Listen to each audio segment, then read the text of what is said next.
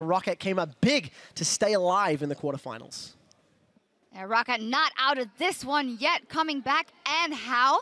I think the focal point of this discussion will be what did you all also misplay in some instances, but to the defense of ROCCAT, they seem to have made the alterations, as the caster said as well, the Kalista, so incredibly crucial. It seems so simple, almost, with the Kalista pick coming in. Rallis is a fantastic play on it, and also it gives ROCCAT the ability to fight properly in the mid-game.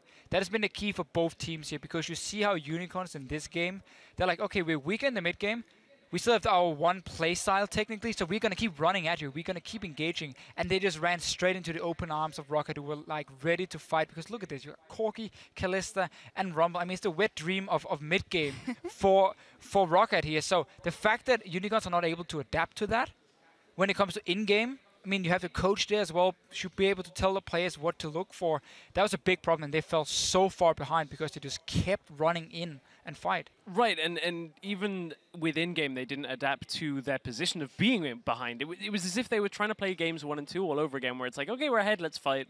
Okay, we're ahead, oh no, wait, we're not ahead. And it has been a problem of the Unicorns, is just constantly try and fight, and you know, it's the chaos style that some people have called it.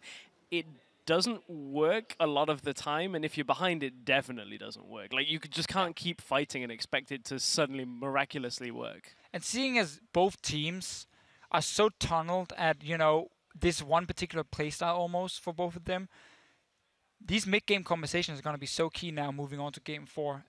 First of all, of course, the Kalista.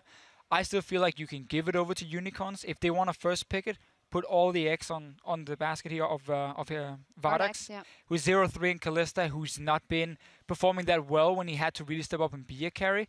And at the same time, you also, if you're lucky, then in the first pick that's Severe, you get the Kalista anyway, and you might force Unicorns to ban it. At the same time, Corki might just again become a valuable pick, not necessarily in the mid lane, but if Kalista Severe is banned out or whatever, then suddenly Corki goes very high up in value for both AD carries to get, because again, it's so much about the mid game for both teams. Right, and the other option there is, depending on how the pick ban goes on the side of ROCCAT, you also open the option for yourself to get the Victor as well for your mid lane if you know Nukeduck does want to go for that. So there is a lot more options now that this series is evolving for the picks and bans phase when it comes to ROCCAT, and Unicorns seem to be running out of ideas, but every time we say they're running out of ideas, they've got right. Almost like it's the beauty of best of series that the picks and bans evolve. Whoa.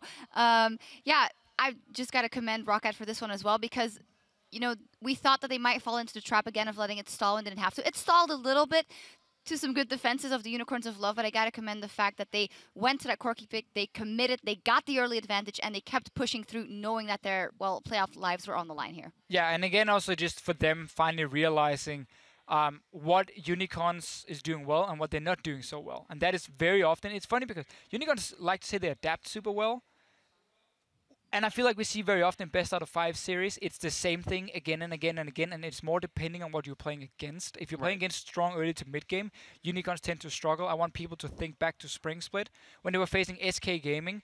Whenever Svensson got his hands on Lee Sin, he would carry the early game because Unicorns kept running into him and kept taking fights with him. Yeah. When they banned it away, that early game pressure went down, Unicorns got to late game, and they managed to win the game. So I don't feel like they're adapting that much. They're just doing kind of the same. And now it's up to ROCCAT to say, okay, we know we need a stronger mid game. That seems to be the way to go to win this series.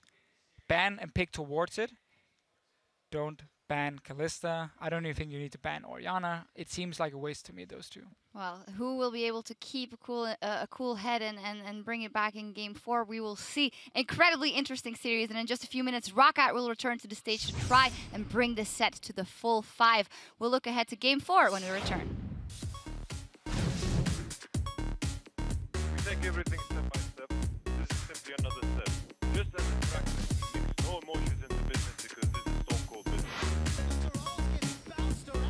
Before he gets popped on the head and taken down. 3 members of UOL are grouped up, but the damage from ROCCAT is simply too high. Illisung's in the middle of the team. The hook connects. Power of Evil's down. Gets a knock-up onto Nukeduck. Nukeduck's flashed away, but he gets followed. Chachi follows him over the wall. ROCCAT keep their semi-final hopes alive.